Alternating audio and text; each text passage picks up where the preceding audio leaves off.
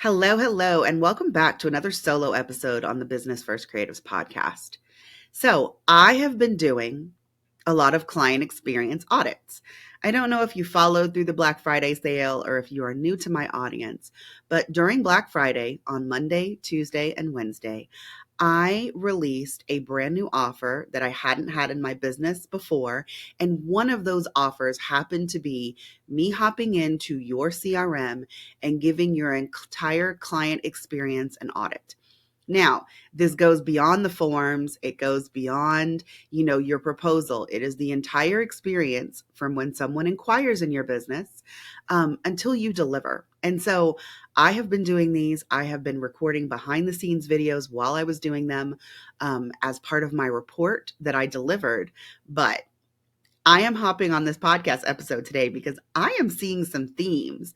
And I'm going to be honest, I'm seeing some things that I didn't expect to see because I have completely free trainings and podcast episodes that address these things. And so I'm giving you a solo episode so that I can take the opportunity to tell you which episodes you should listen to in order to avoid these costly mistakes inside your own client experience.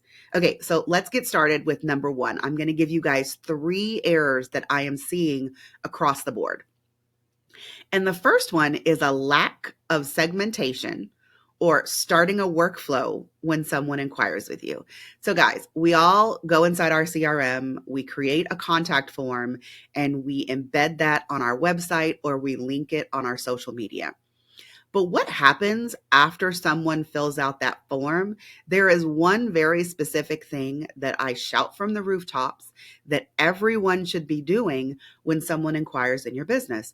And that is to send an automated lead response. It's kind of like an autoresponder, guys, but it's one that's not annoying.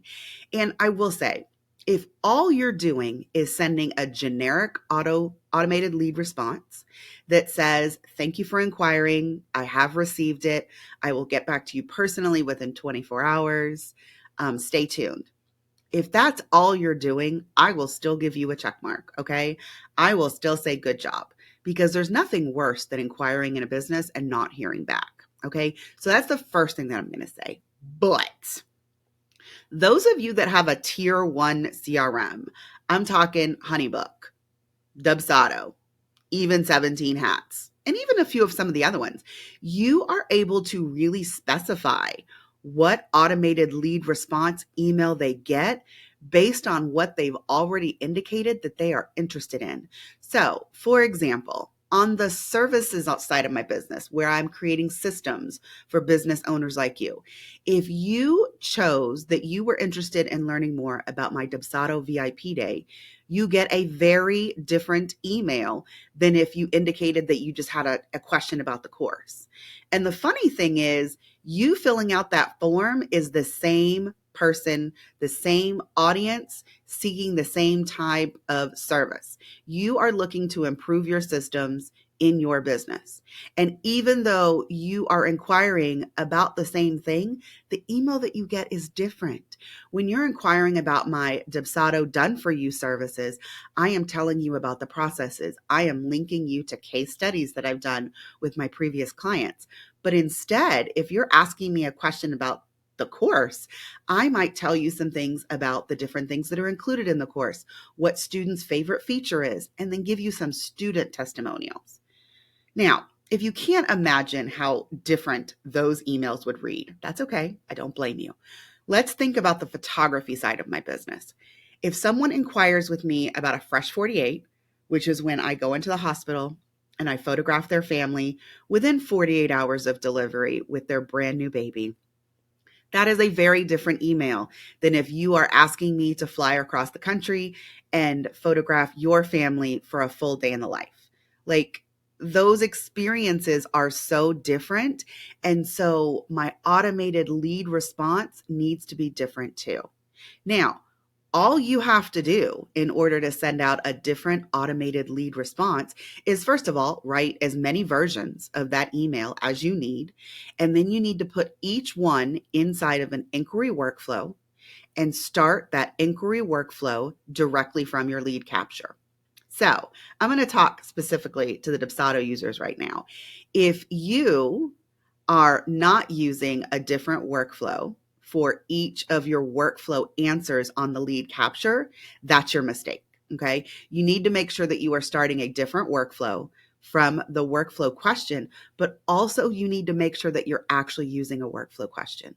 Some people use a single select, like a multiple choice question on their lead capture form to ask someone what kind of service you're interested in. And that is not the appropriate field to use on your lead capture. It should be a workflow question. Okay. Now, if you are like, oh, I don't know what that is, guys, I have a free training. It is called Love Your Leads. Okay. It is a training that covers from when someone inquires with you until you book them. And it helps you convert more of those leads into booked clients. So if you need help with that, I am going to link that free training inside of the show notes. And the good news, guys, is it's available as a video training or it's available as a private podcast audio training. You get to pick. Okay, let's move on to number 2. Number 2 is that some of you guys are just using a single workflow per service. So if I inquired in your business about a brand photography session, you are correctly activating a workflow from your lead capture, but then you are using that same one workflow to go all the way from inquiry to delivery.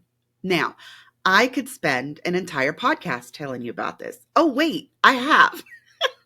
So I am going to link the 4 workflows that every photographer or creative entrepreneur needs in their business in the show notes.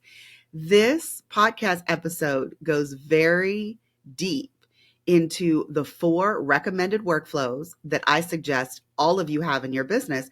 And I also tell you what goes inside them. And if you want it represented as like a PDF, I even have a freebie that I created specifically to go along with that episode. And if you would like to get your hands on that, please go to coliejames.com/workflows. And that will give you access to the freebie that tells you exactly how to design the 4 workflows that I recommend that every business owner uses. Now, I do want to warn you, that was specifically written for Dubsado users. And if you are a HoneyBook user, I actually don't recommend that you do 4 different workflows because you can only have one that's active at a time. But I still recommend that you build the workflow phases as I have described inside of that episode, as well as the freebie. So again, I actually don't care what kind of CRM you have. I would highly recommend that everyone go to coliejames.com/workflows so that you can start to deliver workflows in phases to make your life and your client's life easier. All right. So again, if we need to recap, the first error that I am seeing is that people are not segmenting their leads when people inquire. The second error that I am seeing is that people are using workflows that are really long and only using one per service when I recommend that you have 4 workflows per service. All right. Now we are to the last error that I am seeing, and it is specific for the Dubsado users. I am going to admit that here. HoneyBook does not have this trigger. And it's like that one, I'm willing to overlook it because HoneyBook has some other great features, but like not having this trigger drives me a little insane when I am building out HoneyBook accounts. And that is when form is not completed.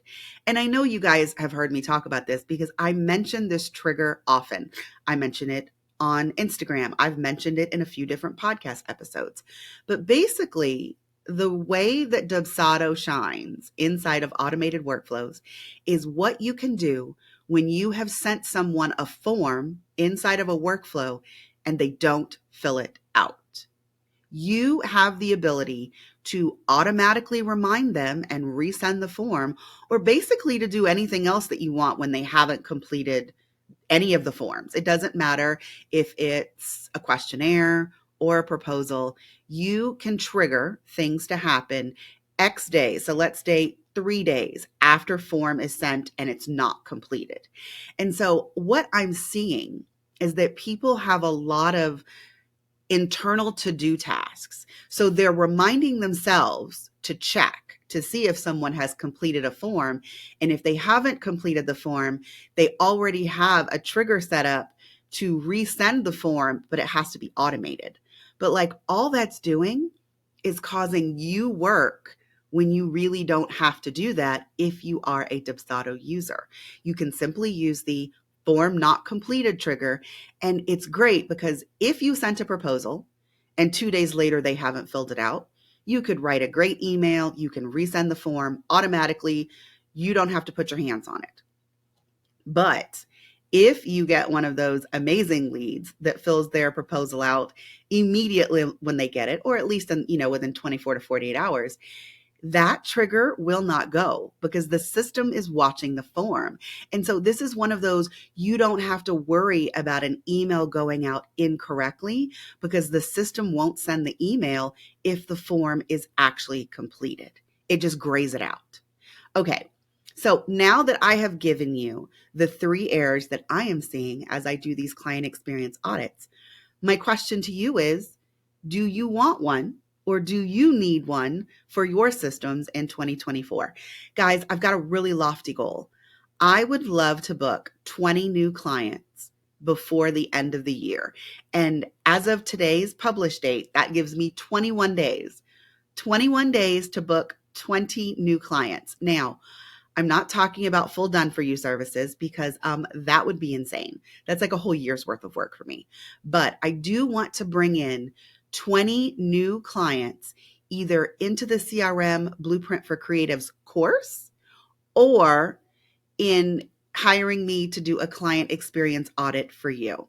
So if you would like additional information on this, I have set up 15-minute goals calls that you can book in order for us to chat about your systems and see if one of those 2 offers is right for you.